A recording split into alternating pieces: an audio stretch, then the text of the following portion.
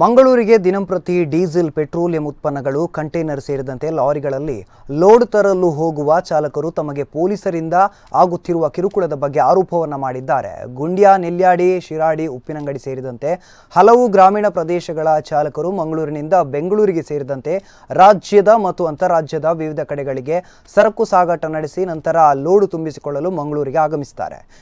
ಹೀಗೆ ಆಗಮಿಸಿದ ಚಾಲಕರಿಗೆ ಒಂದೆರಡು ದಿನಗಳ ವಿರಾಮ ಸಿಗುತ್ತದೆ. ಈ ಸಮಯದಲ್ಲಿ ತಮ್ಮ ಸಹವರ್ತಿ ಚಾಲಕರ ಲಾರಿಗಳಲ್ಲಿ ಮಂಗಳೂರಿನಿಂದ ನೆಲ್ಯಾಡಿ, ಗುಂಡ್ಯ, ಶಿರಾಡಿ ತಮ್ಮ ಮನೆಗಳಿಗೆ ಬರುತ್ತಾರೆ. ನಂತರ ಅವರು ಬಸ್ಸುಗಳು ಇಲ್ಲದ ಕಾರಣ ಬೇರೆ ಲಾರಿಗಳಲ್ಲಿ ಇದೇ ತರಹ ಲಾರಿಗಳಲ್ಲಿ ಮಂಗಳೂರಿಗೆ ಹೋಗಿ ತಮ್ಮ ವಾಹನಗಳಲ್ಲಿ ಲೋಡನ್ನು ತುಂಬಿಸಿಕೊಂಡು ವಿವಿಧ ಸ್ಥಳಗಳಿಗೆ ತೆರಳುತ್ತಾರೆ. ಆದರೆ ಹೀಗೆ ತಮ್ಮ ಸಹವರ್ತಿ ಚಾಲಕರ ವಾಹನಗಳಲ್ಲಿ ಚಲಿಸುವ ಚಾಲಕರಿಗೆ ಇದೀಗ ರಸ್ತೆಯಲ್ಲಿ ಪೊಲೀಸರಿಂದ ತೊಂದರೆ ಎದುರಾಗಿದೆ ಎಂಬ ಆರೋಪ ಕೇಳಿ ಬಂದಿದೆ.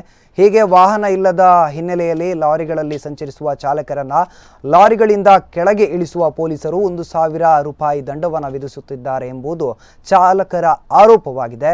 ಈ ಬಗ್ಗೆ ದಕ್ಷಿಣ ಕನ್ನಡ ಜಿಲ್ಲಾ ಪೊಲೀಸ್ ವರಿಷ್ಠಾಧಿಕಾರಿಗಳು ಸೂಕ್ತ ಕ್ರಮ ಕೈಗೊಳ್ಳಬೇಕೆಂದು ಲಾರಿ ಚಾಲಕರು ವಿನಂತಿ ಮಾಡಿದ್ದಾರೆ. ಲೋಡು ಇಲ್ಲದೆ ವಾರಕ್ಕೆ ಒಂದು ಟ್ರಿಪ್ ಆಗುತ್ತೆ. ಲೋಡು ಇಲ್ಲ ಅಂದರೆ ಬೆಳಿಗ್ಗೆ ಮನೆಯಿಂದ ಬಂದು ಮಂಗಳೂರಿಗೆ ಬಂದ್ಬಿಟ್ಟು ಲೋಡ್ ಇಲ್ಲ ಅಂದರೆ ಅಥವಾ ಲೋಡ್ ಇದ್ದರೂ ಕೂಡ ಸಾಯಂಕಾಲ ಡ್ರೈವರ್ಗಳು ಲಾರಿಯಲ್ಲಿ ಮನೆಗೆ ತಲುಪ್ತೀವಿ.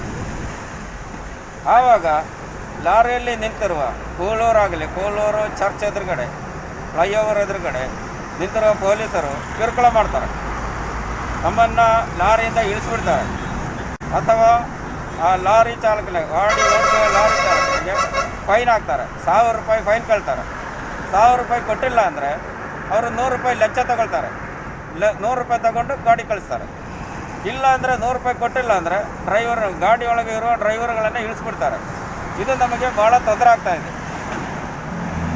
ಸನ್ಮಾನ್ಯ ಪೊಲೀಸ್ ವರಿಷ್ಠಾಧಿಕಾರಿ ಅವರು ಇದಕ್ಕೆ ಗಮನ ತಂದುಬಿಟ್ಟು ಇದಕ್ಕೊಂದು ಸೂಕ್ತ ವ್ಯವಸ್ಥೆಯನ್ನು ಮಾಡಬೇಕು, ಸೂಕ್ತ ಕ್ರಮ ಕೈಗೊಳ್ಳಬೇಕು. ಇಲ್ಲ ಅಂದರೆ ನಾವು ಹೋರಾಟ ಮಾಡ್ತೀವಿ. ಇಲ್ಲ ಅಂದರೆ ಸರಕು ಸಾಗಾಟ ನಿಲ್ಲಿಸಬೇಕು.